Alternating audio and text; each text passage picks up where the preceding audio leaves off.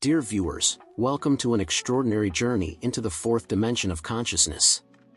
I must confess, at this point, I am astounded by what I am about to reveal to you in this video. With the technique we will share today, you will be able to achieve everything you desire. But first, it is crucial that you listen with utmost attention to the following lessons. So, let us begin. Do you remember those ancient sages whose words still resonate in sacred pages? They spoke to us of two incredible minds, the common mind and the illuminated mind of Christ. Paul, the apostle, expresses it clearly: the common human being does not grasp the vibrations of the divine. Why? Because to them, this is pure madness. Now, prepare yourselves for this, for the common mind, the past and future are like ghosts. The only real moment is now. For this mind, the past is just a faded memory and the future a vague promise. It doesn't believe you can go back in time as if you were flipping through an old photo album, nor that you can grab the future as if it were a hidden treasure. But this is where the mind of Christ enters, that four-dimensional marvel that sees past, present, and future as an epic 4D movie. Why do you act as you do today? Because you are a slave to your habits. They blind you to the wonders you could be experiencing. But attention, habit can be powerful, but it is not a law set in stone.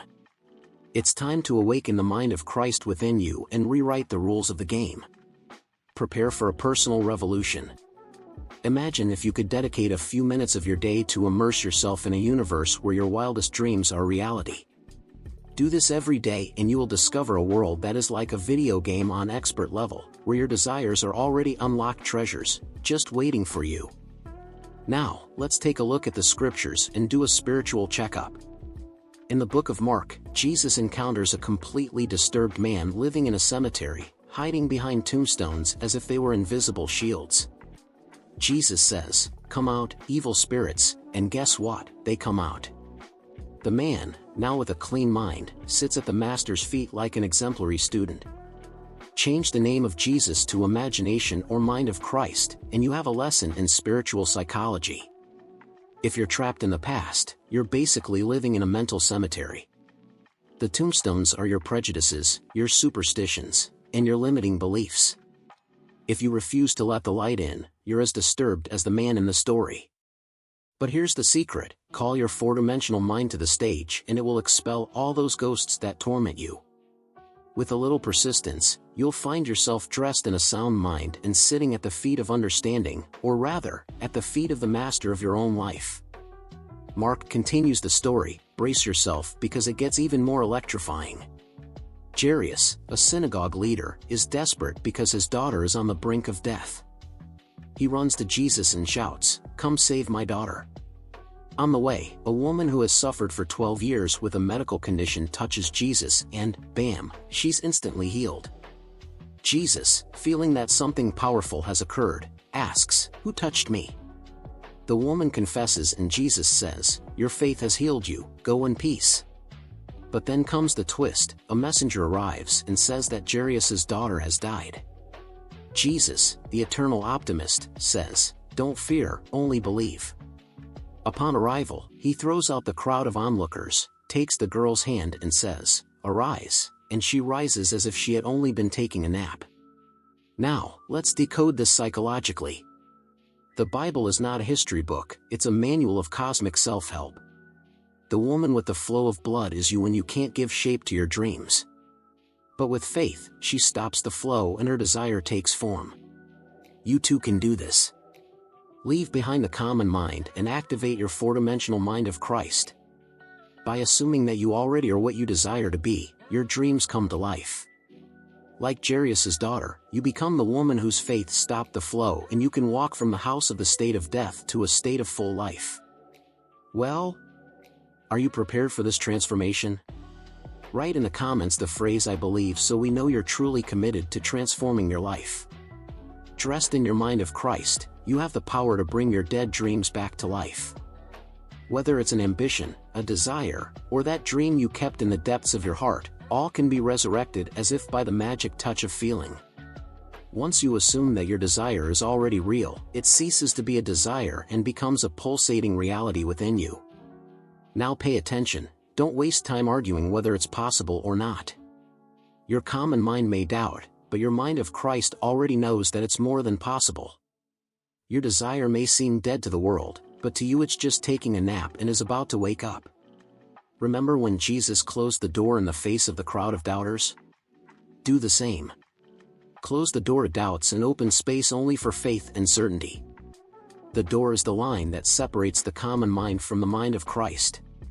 Cross that line and you will witness the miracle of the resurrection of your dreams.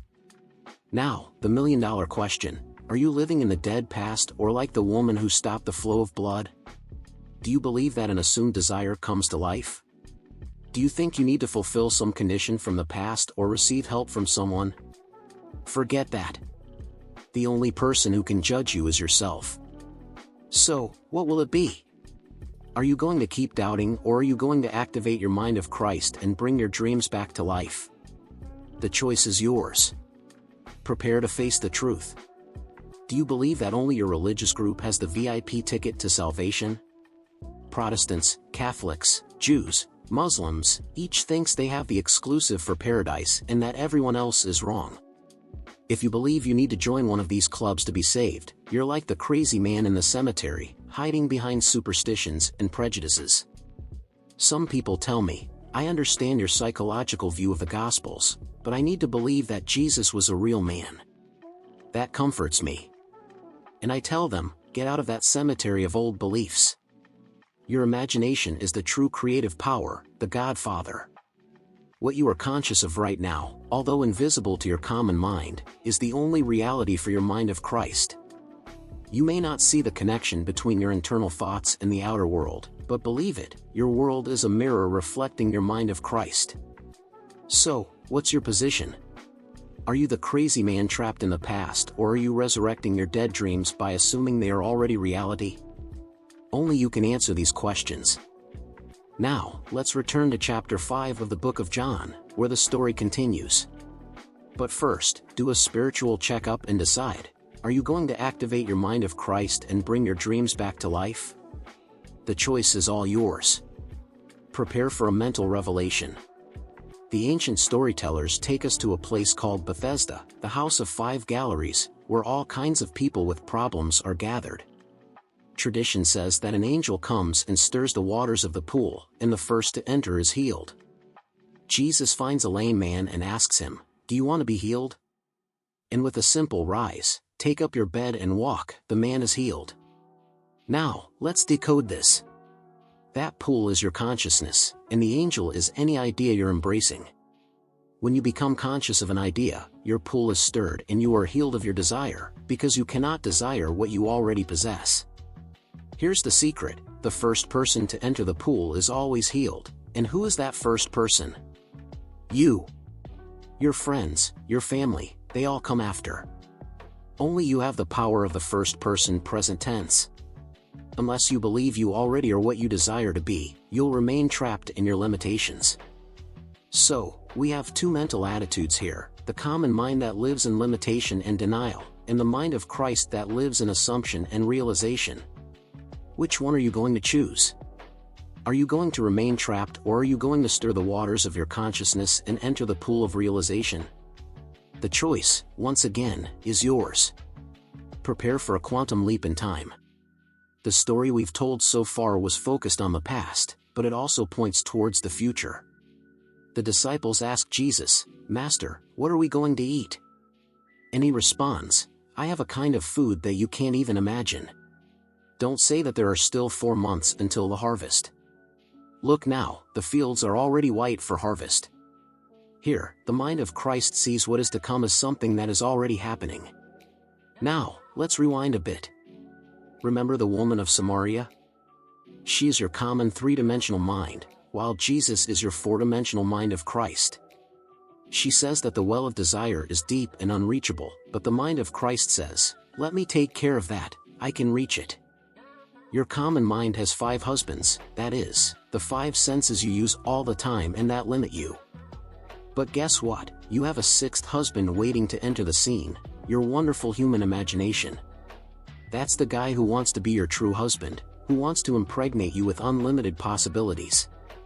You've always accepted the limitations of your five senses as if they were the last word, but your imagination is saying, hey, have the courage to assume what your senses would deny. Speak to your disciplined senses and tell them, you're not the only ones in charge here. I have a powerful imagination that can transform everything. So, what will it be? Are you going to remain trapped in the limitations of your five senses, or are you going to allow your imagination to take control and transform your life? The choice is all yours. Prepare for a story that will change your life. Imagination says, I am the bread that came down from heaven. I am the wine. Come, celebrate with the bread of realization. Now, let me tell you a story from my childhood in Barbados. We were a large family and animal food was expensive. We raised ducks and fed them a specific diet to change the flavor of their meat. You are what you mentally feed. The ducks had to have a consistent diet to change, and so do you. You can't meditate in the morning and be negative at night. If you want to change, your mental diet has to be constant. Think about everything that is true, honest, just, pure, and of good report. Fill your mind with these thoughts and you will become the embodiment of them. As you think in your heart, so you are. So, what will it be? Are you going to continue feeding on negative thoughts, or are you going to choose a mental diet that transforms you into the best version of yourself? The choice, again, is yours. But prepare for a journey through time and space. Now I'll tell you how I began this incredible journey. It was 1933 in New York and I was studying Hebrew with my friend Abdullah. At that time, I was full of superstitions. I didn't eat meat, didn't drink, didn't smoke, and tried to live a celibate life. Abdullah told me I was being foolish, but I didn't believe him. I had left Barbados 12 years before and didn't want to return as a failure. I had made money in theater, but I had also lost it. So, when my parents came to visit me, I felt an immense desire to return to Barbados. I went to talk to Abdullah and he told me something surprising, you're already there. When you leave here, imagine that the streets are lined with coconut trees like in Barbados. I left his house thinking, I have no money, I have no job, but I'm in Barbados. 2 weeks later, still with no progress, I went back to Abdullah. I began to explain my situation and he interrupted me. With his turban and imposing presence, he stood up and said, I've already said everything I had to say, and left the room closing the door behind him. It was December 3rd and the last ship to Barbados was leaving on December 6th, Abdullah repeated, you're in Barbados. On the morning of December 4th, I found an airmail letter from Barbados. Upon opening it, a $50 check fell to the floor. It was from my brother Victor, asking me to come home for Christmas. I went to the shipping company. They told me there was only space in third class. I told Abdullah, Who said you're going third class? You're in Barbados and you went first class. I didn't see him again before leaving, but something incredible happened.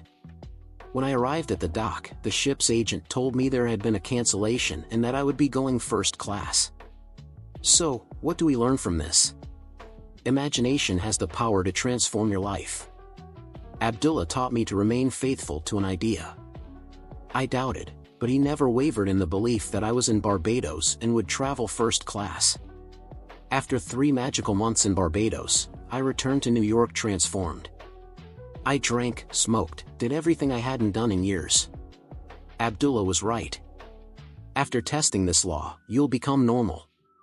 You'll come out of that cemetery where you think you're so holy, but in reality you're so good you're good for nothing. Since then, I've lived in my imagination. I can't say I've always succeeded, but I keep struggling not to accept what my reason and my senses dictate. When I'm faithful to my new mental diet, I become the embodiment of the idea I've remained faithful to. Now I know from personal experience that imagination has a path I didn't even dream existed. My dimensionally greater self orchestrated everything. All I did was identify with the feeling of being in Barbados. I walked the streets of New York as if I were surrounded by coconut trees in Barbados, and all the necessary actors appeared to play their parts perfectly. Abdullah taught me, be where you want to be. Live as if you were already there, and you will be. Now, let's connect this with the biblical stories. The well is deep and you have no bucket. There are 4 months until the harvest. Forget that. Your Christ mind is the bread from heaven and you have meat you don't even know about. If you delight in the idea that you're already living your desire, if you remain faithful to that mental diet, your desire will become reality. Every human being, regardless of race, nation, or creed, has 2 worldviews, that of the natural man who doesn't understand the things of the Spirit, and that of the spiritual man who does understand them. The spiritual man, living in a dimensionally greater world, knows that everything is already a reality now. There's no need to wait 4 months for the harvest.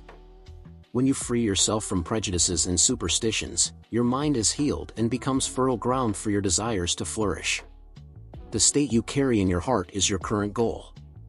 You can long for it, but if you don't assume that state is real, it will remain dead to you. Only when you fully adjust to the idea that you already possess what you desire, will it come to life. Others may think your desire is dead because you've stopped talking about it, but you know it's just sleeping. And as you walk in your assumption, it silently awakens. You feed it and keep it alive by paying attention to it. The state you're in now had its beginning in your consciousness of it. To keep it alive, you must be attentive to it as a mother is attentive to her child. Action is energy multiplied by time, and the maximum time given in the scriptures for manifestation is 3 days. So assume now that you already are what you desire to be and remain faithful to that. Close your ears and eyes to everything that could deny your new reality. Think from your fulfilled desire, not about it. And before you know it, you'll be telling me how the state that seemed dead is now vibrant and alive. You'll discover that no state is really dead, it's just sleeping within you. And with the nourishment that only you know, you can awaken that state and it will resurface as a living reality. The purpose of all this is to remind you of the law of consciousness. You've always used this law, but now you're about to use it as a master. And so, my story comes to an end. What will be the next chapter of yours? The stage is set, the curtains are open, and now the protagonist is you. Will you stand there or will you take action? The choice is all yours. And now, the stage is all yours. Thank you very much to all who have watched this video to this point. I wish for all of you to prosper in your desires and truly manifest what you long for. Don't forget to leave your like to strengthen our channel and also subscribe to stay tuned for more videos like this. Until next time, see you in the next video.